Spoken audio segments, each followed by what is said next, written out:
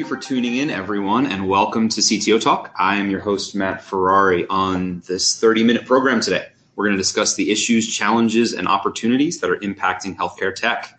You can follow the show on Twitter at #CTO Talk and follow me at MP Ferrari. With that, I'm really excited to be here at HIMSS and have with me Raj, the head of Software Center of Excellence at Roche, and Vikram, Senior Director of Product Management at Roche Diagnostics. Welcome to the show, both of you guys. Thank you.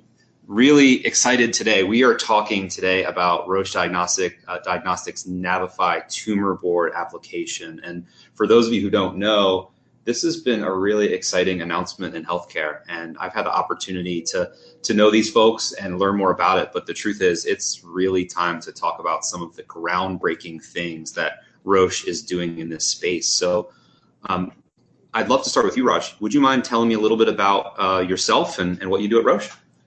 Thanks, Matt.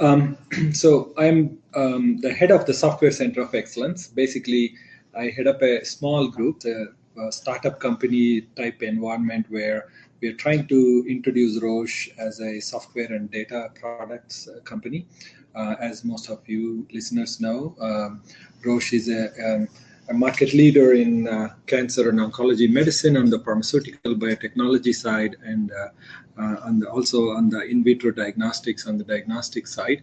And as we went through understanding the providers and the disease areas, etc., we realized that we needed to, in addition to the medicine and the diagnostics tests, that there is a lot of information that needs to be sorted through and to help the physicians and providers to make better decisions. So the charter for my team is to figure out how to simplify that process using the software tools. That is incredibly humbling. At HIMSS, every year that I've been, which is all of 5, I guess, it's not too many, I hear about simplifying the experience across the board. So it's really exciting to see Roche take that on. Vikram, how about yourself? Would you tell me a little bit about yourself?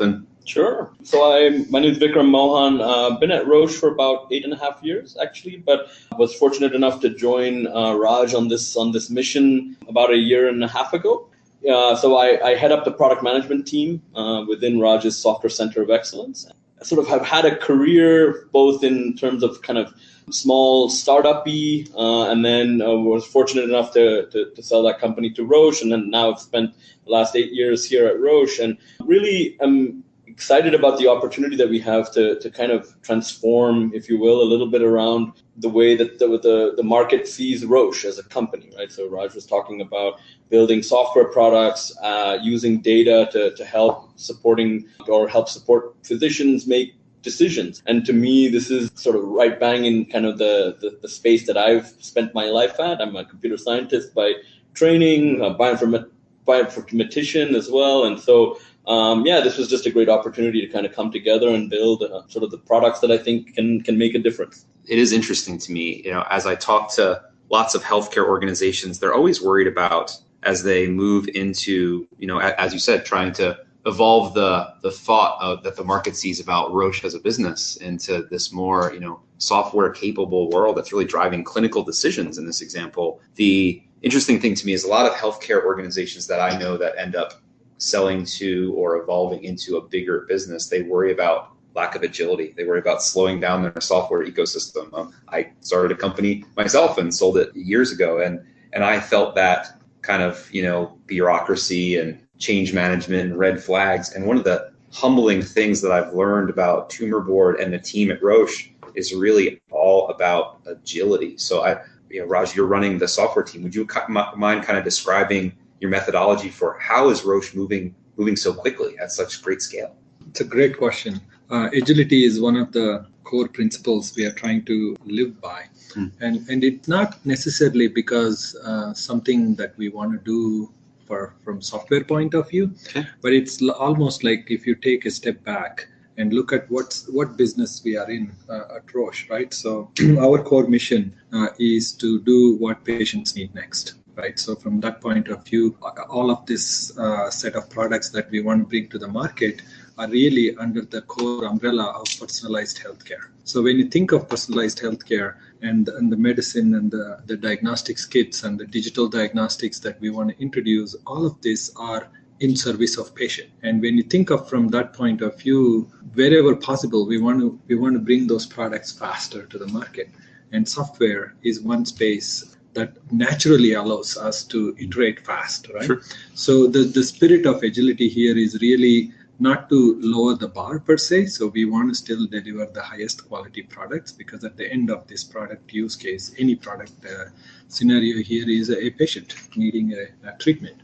So we want to bring high quality products in a very nimble way. And that's where we differ. If you think of the inside Roche, the clock speed, right? So pharmaceutical, if on the pharma biotech side, to bring a product to market takes anywhere around 10 years, right? 10 years life cycles, clinical trials and all that, right?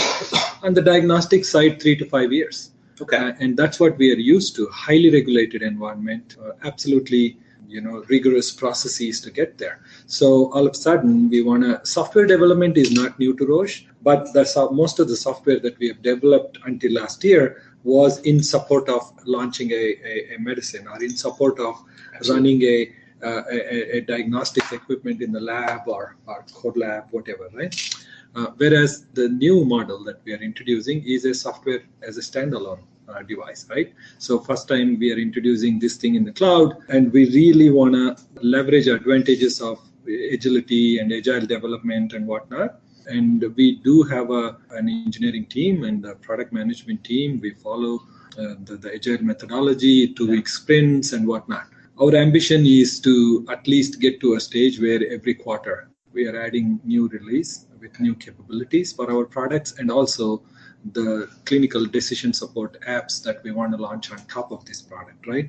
So rather than, hey, next release is coming in 3 years, which is what is known, we want to make sure that we are developing and adding value in incremental chunks. And at the same time, I think for us, if the software is used in running tumor board meetings, right, we don't want to be changing that look and feel or the product every 2 weeks. So while software might allow that, what is the right balance between what the physicians and nurses and the practitioners could get used to in their environment, and how fast can we deliver that value, right? If we do it too much, that may or may not be efficient for them, because every time they get into a tumor board meeting, software looks different or things happen differently, not necessarily the most productive way. So we are trying to balance between highly regulated environment, highly impactful scenarios in the hospital, and how to balance the software in a way that it's effective. So agility brings that balance and effectiveness. Great. I had one follow-up question, Raj, that just came to me before we dig into NAVIFY Tumor Board. The organization itself, you mentioned Agile, and it's actually near and dear to my heart. I used to actually, train Agile and Scrum Master training to organizations way back in the day. I'm certainly curious. A lot of the audience works for, large providers, large payers, global pharmaceutical organizations, and they're struggling historically with the transformation from waterfall to Agile. Matter of fact, I've been asked to go help some of them. How did you guys get that to become part of your culture? That's a great question. Before I got into this role a year and a half ago, I was at Genentech for 9.5 years, and we were pretty much trying to solve the same problem, because most software projects are run waterfall model, and then you try to go to agile, and then there is this whole funny terminology about agile with capital A and smaller case a. Yes. I don't know if you yes. So I wonder if any company actually follows the agile by the book. It's somewhat like every company or organization adapts it a little bit to meet their needs, right? Mm-hmm.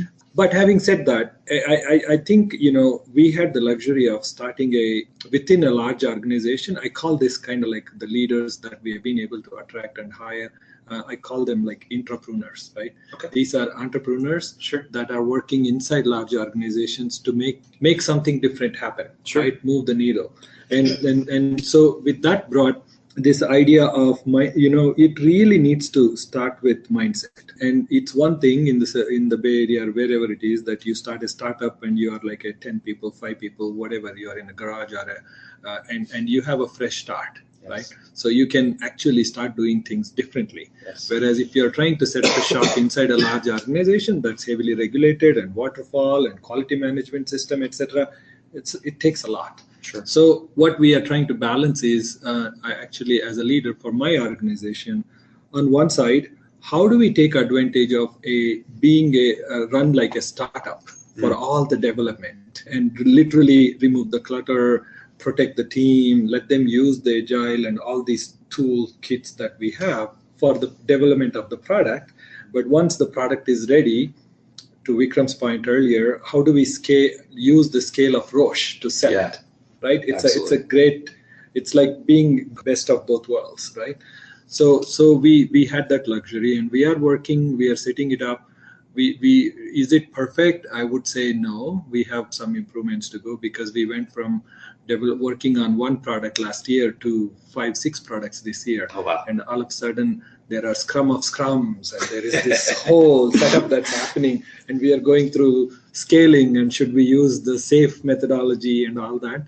But suffice to say, I want to go back to the mindset. I think it starts from agile development is not engineering only activity. It needs to be a combination of engineering, product management, product owners, and project management all coming together, and the leadership attending those weekly rituals and delegating the decisions to the Scrum teams, right, as much as possible. So that's what actually quite a nervous moment, right? Do you really, if you follow true agile and you let the team speak the stories and we are done when we are done, versus you're already projecting dates and commitments in a large company, how do you balance between those two, right? So we are working through that.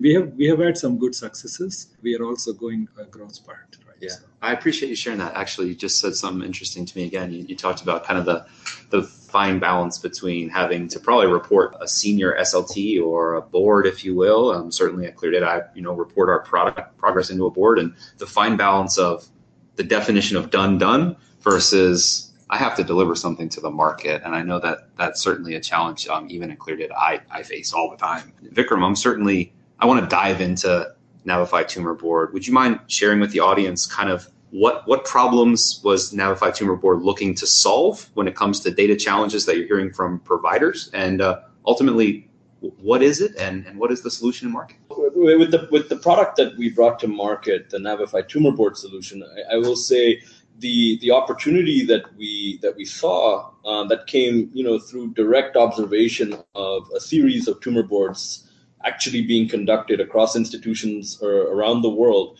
was sort of maybe from a clinical perspective, just how important those 7, 8, 9 minutes that they spend discussing a particular patient, how important that is in then what will end up happening for that patient from that point onwards, right? And can have such a significant impact in their overall life and certainly the treatments that they then end up undergoing.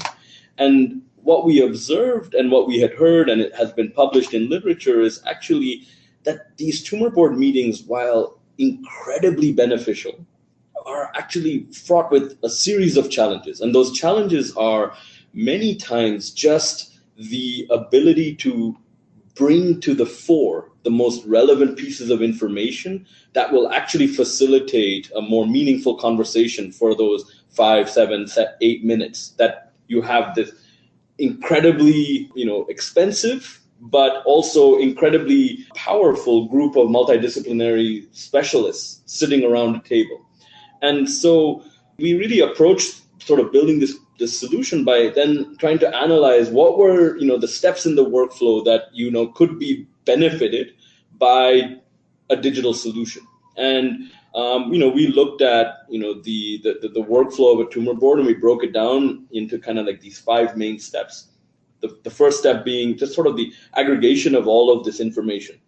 And you mentioned sort of data challenges. And one of the biggest things that we see is a lot of the relevant data is just in disparate information systems around the hospital, right? So whether it's in the radiology PACS or the EMR or a digital pathology system or an LIS system, a genomics system, how are you actually able to interconnect or bring together all of these pieces of information? Because ultimately, when you're discussing a cancer patient, there's involvement from all of these subspecialties. So just the ability to aggregate this data, present it in a way that, can potentially facilitate a more meaningful discussion around this patient was the first step. Okay. There are lots of logistics around tumor boards. Who do you invite? When do they get organized? So that was a sort of second step. The third step was really, and we think a very important step, is around the preparation. So there's a lot of preparation that physicians want to do before they actually get to the meeting. But could you actually make that preparation collaborative? So could a radiologist and a pathologist actually, work together in some way prior to the meeting, reviewing the material, reviewing the patient before the meeting? Could you do that? Could you then find ways to actually make the meeting more efficient? And we think that, by organizing material in a particular format and things like this, we can facilitate that. And then actually probably one of the most important steps was actually just what happens with the decisions that are made in that meeting. So lots of really important people sitting around having really meaningful conversations about a patient. And in many cases, what we observed was there's a nurse or someone in the room also documenting kind of what's being discussed, but there's no real formal way of sort of like the decision that's agreed upon being sort of ratified by that team. And so could you provide a mechanism by which you could actually document more visibly kind of what were the decisions being made, and actually then have that team say, this is actually what we want to do for this patient. And then even further, like, how do you actually make sure that actually gets done? Does it get documented in a way that 4 months or 6 months later, you can actually go back and say, this is what we had talked about doing. Did we actually do it? Yeah. Right. So we looked at the NAVIFY Tumor Board solution as a way of really, let's say, making the workflow of a tumor board much more efficient, much more standardizable across these institutions, across tumor boards in a single institution, right? A breast tumor board could be run very differently than a lung cancer tumor board. And so by bringing tools like this together, standardization is an opportunity as well. Maybe the last comment, and I'll see if there were some specifics you'd like me to get to, sure. But maybe the other big, let's say, kind of opportunity that we saw is that while addressing the workflow challenges is clearly, we think, beneficial, the big benefit we think we could provide is actually bringing what Raj referred to earlier, some of these clinical decision support apps, to the point where it's most meaningful. So right in that tumor board meeting where a group of physicians are sitting around and saying, hey, for this particular patient, maybe there isn't a treatment that's actually available. Maybe we need to think about what clinical trials are available for this patient. Mm-hmm. Well, how do you actually at that point have a list of trials that perhaps is most meaningful for this patient? That's just one example of an app. And we have a series of these kinds of like decision support apps that we think we could bring to market on top of this tumor board workflow product that we think will continue to add value to this overall process. Great. Thank you, Vikram. And actually, I do have some follow-up thoughts, but let me just remind the audience, if you're just tuning in, this is Matt Ferrari of CTO Talk. You're talking to Raj, the head of Software Center of Excellence, and Vikram, the Senior Director of Product Management at Roche Diagnostics. And we're talking about NAVIFY Tumor Board. Candidly, though, we're also talking about not only changes kind of that are going to impact the patient, but so far we're talking about some interesting things in regards to software management, as well as where we're about to go, which is some around demand management and user experience. Vikram, you just said something really interesting to me. As I walk the floor through HIMSS, I often find myself, I get demos of people wanting to sell me things all the time. And, I'm the buyer in our business. And you said something really interesting to me, which is you saw, or we observed, that a nurse is sitting there with, in this expensive room and entering notes or entering kind of her own thoughts into a disparate system. So 2 thoughts there. One, yesterday I had the opportunity to speak on stage at HIMSS with a community hospital CIO. As I got off stage, I thanked him for speaking with me on stage. And what he told me in regards to disparate systems is that for his average patient in his community facility that suffers some kind of serious illness, they have to log into 9 systems in order to get their job done, right? So I think about the 5 to 8 minutes that you mentioned, and I think about the opportunity that healthcare has to, even through something like Tumor Board, to become more efficient and not only more informed. The second thing that you said was, the observation thing. So I love, you run product management. I'd love to know, or our audience to know from you, how did Roche approach understanding the user experience that goes on today to make Tumor Board a better one? Because, and I'm sorry for the long question, but I think about ultimately education, and I would assume that one of the challenges that Roche and other organizations have is educating the pathologists, the oncologists, to work together to use this single user experience, if you will. So I'd love your thoughts there. Yeah, so I mean, maybe what I'll say is sort of from a process perspective. I mean, I will make this comment maybe for the broader Roche organization, not just our organization. Sure. I think we practice user-centered design very seriously. So, we are very serious about making sure that we're collecting and hearing the voice of the customer, right? So, and that's true across our businesses, right? Whether it's in DIS or, whether it's the NAVIFY Tumor Board or in our digital pathology or our sequencing business. I think the voice of the customer drives a lot of our decision making. Specifically around the Tumor Board, I think we were fortunate enough, I think, to really benefit from, let's say, 2 pilot sites that exhibited significant thought leadership and shared our vision, right, around the opportunity that we had to standardize these kind of tumor board processes. So we had an institution in Barcelona in Spain, and we had an institution in the US where right at the the leadership, there was acknowledgement that participating and allowing us to come and observe, allowing us to do, concept testing, allowing us to develop a pilot and actually run it and see whether it actually made sense. All of this was something that they bought into, and they shared and have shared tons of physician time back with us that has, I think, ultimately yielded a product that we feel very proud today about having launched last year, but that we think has been built, to address sort of the key challenges that physicians, whether they're oncologists or radiologists or pathologists, are tasked or challenged with when it comes to tumor boards, right? That's very much our process. I think we continue to learn. And one of the things about this agility question that you kind of answered beginning, we launched a product. It's a version 1 product. It has some capabilities, but part of our rationale and in sort of launching it and then wanting to be agile is we want more people to start using it. Yeah. We want to hear feedback. We want to know whether there are things that we should put to the top of our backlog because it actually makes more sense than just, us sort of continuing to maybe operate with 2 pilot sites and rather try to get this, broader, if you will. Absolutely. So hopefully that gives you a sense. No, that's very helpful. Oftentimes what I find in healthcare ISV SaaS organizations, they're focusing very much on the solution, the tech, and not so much on the end experience. So I really appreciate kind of your thoughts there. Switching gears just a bit, Raj, simple question. As you thought about NAVIFY Tumor Board, why cloud? Why not go, traditional on-prem? Why'd you think about cloud? The pilots were not in the cloud. Okay. The 2 pilots that Vikram talked about. But cloud was not necessarily a technology decision. More as much as, yes, at the end of the day, technology decision, but what drove was business strategy, right? Okay. So I want to answer that question, actually, if we could take a step back a little bit, right? Sure. And your observation earlier about the disparate systems, right? So if you think of it, whether it was this customer viewers about 9 systems they talked about, or generally when we go talk, it's like 9, 8, 10, whatever the number is. Sure. Right?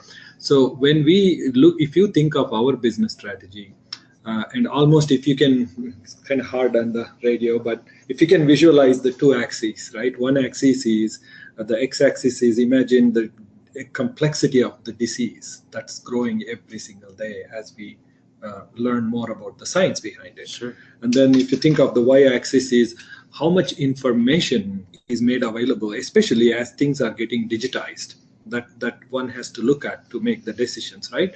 So you take those 2 axes and you start plotting, okay, let me think of the disease areas where the disease is complex, the information is way too much inundated with the doctors are experiencing. So oncology is right on the top right quadrant, right? Yes. It's a complex disease, and there are, like Vikram's point, pathology, radiology, genetics, you name it. There's so much information. Yeah. So then our goal is, how do we bring it all together, number one, and then how do we make it easy, the whole NAVIFY branding is we want to help our customers to navigate this whole forest of information, whatever the right term is, and then simplify, right? Sure. So if that being the goal, then you combine that with agility, we want to do that in stepwise manner. We didn't expect when we did the feasibility analysis, and if we suppose put something on premise that connects with all this, that's only, if you think of it, that's despite 9 systems, that's only one set of modalities from the data point of view. Okay. Going back to Vikram's point, the decision support apps, about the clinical trial matching, about when you think of it, right, the decision support at the end of the day, it has so many data elements that come together, and the 9, 10, whatever disparate systems the hospital has is one angle. Then there is so much real world out there, publications, the guidelines you can mine through outside, and then there is this as Roche, we can bring other information like clinical trials and whatnot, right? So if you think of all that, it made perfect sense for us to put it in the cloud. That way we can scale.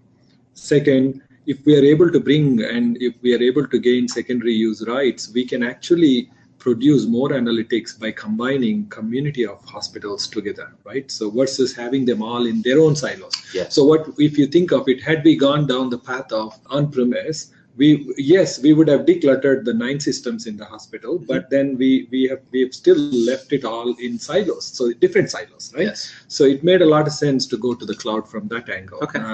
Thank you. That's great. And for what it's worth, even outside of what I've seen in kind of the tumor board use case, kind of data privacy while still being able to anonymize, de-identify, or share data across providers in kind of an aggregate form is, other than security, probably the most popular use case that I hear for cloud and healthcare at the moment. I get the opportunity to work with providers that are trying, today to share data across, similar systems or the same EMR, and be able to share it in different demographic regions or different areas, just because they need more data. They need more clinical decisions, as you guys are working on as well.